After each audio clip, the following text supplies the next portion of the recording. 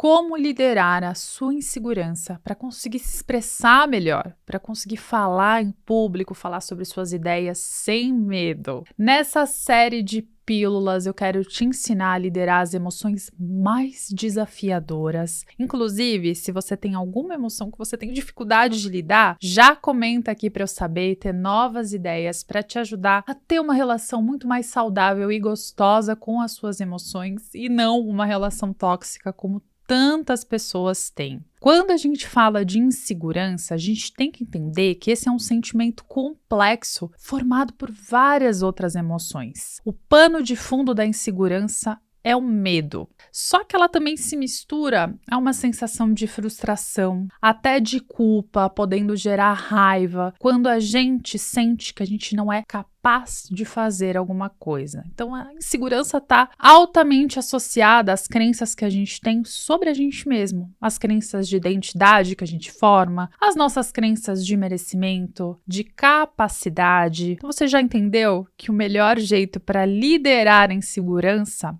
é, primeiro, criar consciência dessas crenças, para depois entender o que você pode fazer com elas, ressignificá-las para conseguir se expressar melhor, tomar decisões com mais segurança. Calma que a gente vai falar sobre tudo isso nesse episódio especial e no final eu vou te passar práticas poderosas para você liderar melhor esse sentimento, mas não pule até o final agora, porque vai ser muito importante você entender o contexto, o que causa de fato essa insegurança, e alguns exemplos para você conseguir ter mais jogo de cintura toda vez que essa insegurança bater. Eu recebo muitos pedidos de ajuda de alunos querendo liderar melhor essa emoção e eu separei aqui um pedido especial de uma aluna minha que me falou assim: Paula, eu sinto que a insegurança me boicota em momentos importantes de vida e de carreira. Quando eu tenho uma reunião importante ou até quando eu quero manifestar minha opinião numa roda de conversa, eu fico com medo do que as pessoas vão falar. Por isso, muitas vezes eu me calo, gaguejo ou deixo de ter oportunidades simplesmente porque eu não consigo me sentir confiante. Me ajuda? Claro que eu ajudo. Então vamos entender melhor o que é essa insegurança? A insegurança ela nos leva para um grau energético no nosso corpo de baixa intensidade. E obviamente que a qualidade da insegurança é desagradável. Então você sabe, eu sou advogada de defesa das emoções. Eu não falo que existe emoção ou sentimento bom ou ruim, só que existe algo que é agradável ou desagradável de sentir. E a insegurança está nesse espectro de ser um sentimento desagradável, difícil de lidar. Quero só fazer um adendo aqui, que por vezes você vai me ouvir falar de emoção, de sentimento, existem diferenças entre eles, mas a título didático a gente vai usar como se fosse sinônimo, tá bom? A insegurança é um sentimento, mas se eu falar de insegurança como emoção, entenda que vem desse nosso sentir e a gente precisa entender a mensagem por trás do sentimento para agir com mais racionalidade, e isso que é inteligência emocional, isso que é liderar o sentimento. Então, indo mais a fundo nessa insegurança, eu quero que você comece a observar quais os momentos que você se sente mais inseguro na sua rotina. Será que você sente essa insegurança para falar em público? Será que quando você está numa roda de amigos e surge algum tema mais polêmico ou algum tema que você não sabe muito, não entende muito, ou até um tema que você conheça, você fique mais introspectivo, com mais medo de expor a sua opinião? Isso acontece com você? Me fale aqui também nos comentários quais são os momentos que você sente mais insegurança para eu entender esse contexto e poder te ajudar. Vou ler cada resposta que vocês colocarem aqui. E eu lembro que durante a minha história eu tive momentos de insegurança que me fizeram perder oportunidades. E aqui está o grande problema, a grande questão da insegurança. O sentimento em si não é um problema, o que a gente faz com ele é que pode ser. E muitas vezes eu deixei essa insegurança me fazer duvidar da minha capacidade. E aí eu inventei as desculpas mais absurdas e complexas na minha cabeça para nem tentar alguma coisa, com essa falsa justificativa de que se eu tentar e falhar, por medo de rejeição, por medo do julgamento dos outros, eu talvez não consiga aquilo, então vou inventar desculpa para eu ser cada vez mais perfeita, ou para as condições ideais aparecerem, ou para eu ter tal curso, para eu ter tal certificado. e aí sim eu vou tentar. Então, observe que essa insegurança, ela pode se manifestar de várias formas, como procrastinação, como autossabotagem. Ela pode até desencadear crises de ansiedade se a pessoa acredita que o desafio que ela tem na frente é tão enorme que ela começa a ficar afobada com aquilo, não se sente capaz e começa a criar cenários caóticos e catastróficos na cabeça. A insegurança pode até virar um TOC, que é o transtorno obsessivo compulsivo, quando a pessoa, por falta de controle das suas próprias habilidades, começa a querer controlar tudo ao seu redor. Olha só como é importante a gente criar consciência do sentimento para entender de fato qual a necessidade por trás dele e saber como ter reações melhores. Isso é liderança emocional, pegou? Então vamos para a parte prática da nossa pílula, porque afinal a pílula quer te dar soluções para você já sair fazendo. A primeira coisa que eu quero que você entenda é que a insegurança revela a qualidade do seu diálogo interno. Se por acaso você se sente muito inseguro, quer dizer que no seu diálogo interno você tem repetido muito para você que ou você não é capaz, ou você não é merecedor, ou que você é algo negativo. Então pare para fazer essa investigação. Tenha o hábito até talvez de escrever um diário para externalizar esses pensamentos e conseguir ter mais clareza de qual o seu grau de amor próprio e do que você precisa exatamente trabalhar. Esse é um exercício muito interessante. As pessoas com alto grau de inteligência emocional têm hábitos de registrar e de entender, analisar o que elas sentem. Tá? E outras 4 práticas que eu separei para você começar agora. A primeira delas eu gosto de chamar de faça sua zona de conforto. E pode parecer maluco eu te falar para fazer sua zona de conforto, enquanto tantos coaches por aí falam para você sair da sua zona de conforto, que isso é um absurdo.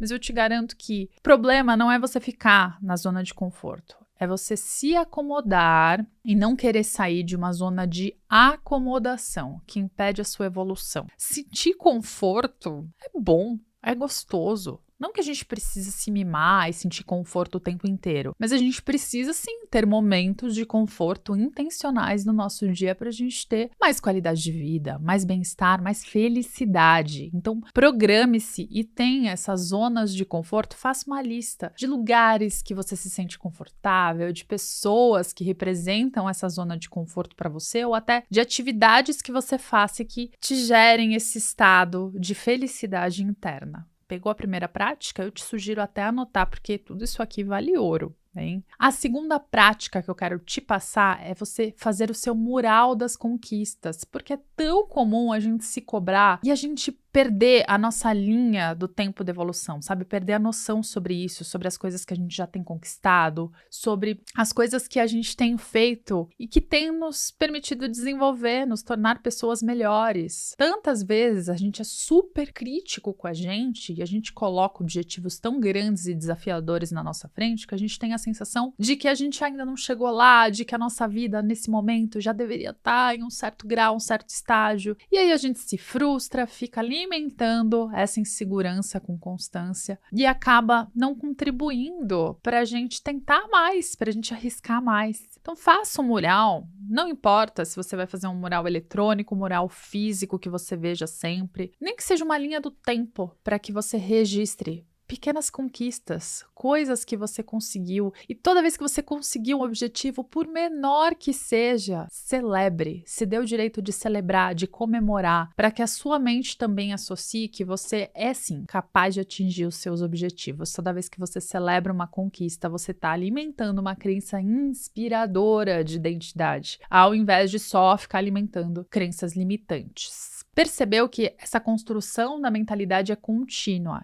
Então, as práticas que eu estou sugerindo aqui são práticas contínuas também, até porque muitas vezes a gente passa a vida toda alimentando uma mentalidade limitante, uma mentalidade autocrítica, e claro, leva-se tempo para que essa mudança no nosso software, a nossa mudança de rota neural de fato aconteça, para que ela seja mais proativa e positiva. Então, confie no poder dos seus hábitos e das suas práticas, porque eu, pelo menos, me assusto muito quando eu vejo dados como uma pesquisa que a KPMG fez, que concluiu que 70% das pessoas, basicamente, se sentem inseguras, confessaram se sentir inseguras, porque talvez esse número seja maior, né? E 56% das mulheres nessa mesma pesquisa falaram que sentem que os outros duvidam da capacidade delas. Esse medo constante do julgamento, ele assombra muitas pessoas e faz com que a pessoa perca possibilidades e oportunidades. Por isso que fazer um mural da conquista tão importante, e aí eu vou para a terceira prática, que é fazer uma pastinha de feedbacks. Eu adoro essa prática, eu tenho aqui uma pastinha de feedbacks no meu celular. Toda vez que eu recebo uma mensagem gostosa de um aluno, de um mentorado, falando sobre o impacto do meu trabalho na vida deles, ou uma mensagem também de um amigo, de um conhecido, falando algo positivo sobre mim, sobre a diferença que eu fiz, eu faço um print e guardo nessa pastinha. E aí, todo momento que eu não consigo me dar amor próprio, que eu não consigo ser uma boa amiga para mim mesma e que eu tô duvidando das minhas capacidades, eu vou lá, acesso essa pastinha de feedback e tenho um respiro de amor próprio, que é uma delícia. Eu sugiro que você faça isso. E aí eu vou para minha quarta prática, que eu gosto de chamar de Baby Talk. Por que Baby Talk? Porque é como se a gente estivesse falando com um bebê mesmo na terceira pessoa. Já percebeu como adultos falam com crianças pequenas? Normalmente a gente fala, ai, a Paula tá muito feliz de te ver fazendo isso. Ai, a Paula não quer fazer isso agora. A gente pode fazer isso depois? A gente costuma falar com a gente na terceira pessoa e isso, dentro da psicologia, tem um poder muito positivo de fazer a gente praticar algo chamado de metacognição, quando a gente consegue se afastar da situação e ter um panorama mais maduro sobre o que está acontecendo, mais realista e mais distanciado. Então, a gente não se associa tanto, não se contamina tanto com o sentimento. A gente é capaz de se distanciar e ter uma perspectiva com mais maturidade, mais sabedoria. Tem, inclusive, um episódio da série Seinfeld, que eu sou totalmente fã, e que o George, um personagem icônico, ele acaba falando com ele na terceira pessoa depois de ver alguém fazendo isso, o namorado da Elaine. E aí é muito engraçado, porque ele começa a falar consigo mesmo assim, o George tá frustrado, o George tá triste. E mal sabe ele que ele fazendo isso, ele tava ajudando a desenvolver a própria inteligência emocional, porque sim, essa é uma tática muito boa pra gente conseguir tirar o peso da situação e enxergar até com mais leveza. Tem um estudo bastante interessante que mostrou 2 grupos se preparando para uma palestra. O grupo que falava sobre si na terceira pessoa antes de entrar, tentando se acalmar, tentando lidar melhor com a insegurança para falar em público, conseguiu ter um desempenho muito melhor e uma autoconfiança muito maior do que aquele grupo que se colocava para baixo, aquele grupo que estava tão associado com a insegurança que acreditava que ele de fato não era capaz e alimentava o diálogo interno na primeira pessoa. Então, se você tem alguma palestra, algum evento, alguma reunião, ou simplesmente se você quer se posicionar melhor numa roda de amigos, acredite, fale consigo no seu diálogo interno na terceira pessoa e você vai ver o efeito que o Baby Talk tem